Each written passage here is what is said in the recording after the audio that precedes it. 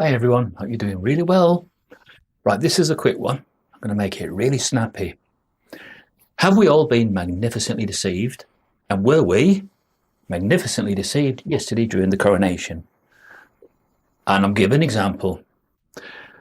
So the Church of England would have you believe at the point in which they put that shroud and barrier around Charles so that nobody else can see, they will have you believe that this is the moment that Charles and his God are making some kind of dedication together. So the Church of England is saying that God is saying, Charles, I sanctify your appointment as king, and I will get behind you and support you every way I can.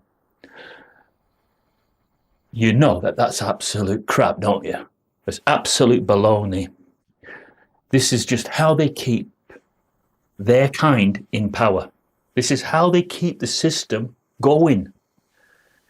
Complete and utter lies. There's no truth in it. But the Church of England would have you believe that the King of England has just had a one-to-one with the Almighty. And he's come out. And he's lived. Can you see the lies?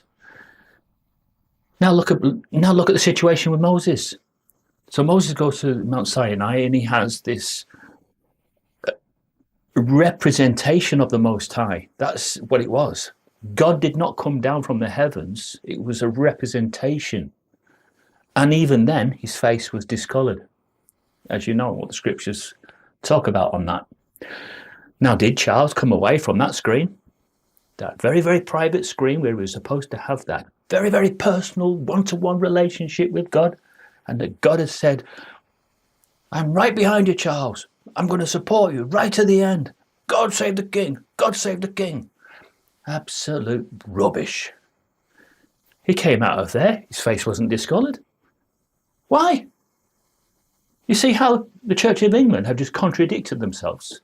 No man can look upon God and live. Church of England and Catholics and all of you religions that keep perpetuating your complete and utter lies. Try and explain that one to your bloody parishioners. How a mere mortal was able to walk out of that screen unaffected.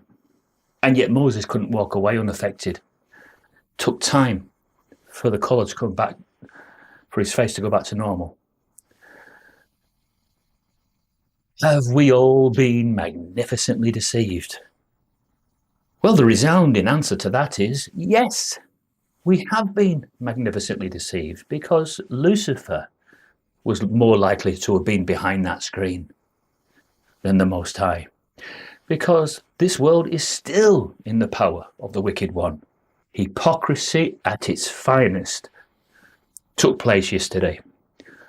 Gold emblems from Rome. Look at all the figurines of paganness. I'm just glad I watched it on the Andrew Gold show, because we had a right Mickey taking. We really took the rip out of it. And it's nice to know that we're able to express ourselves like that without having the police come down and push us to one side like they did with the protesters. I thought that was absolutely disgusting.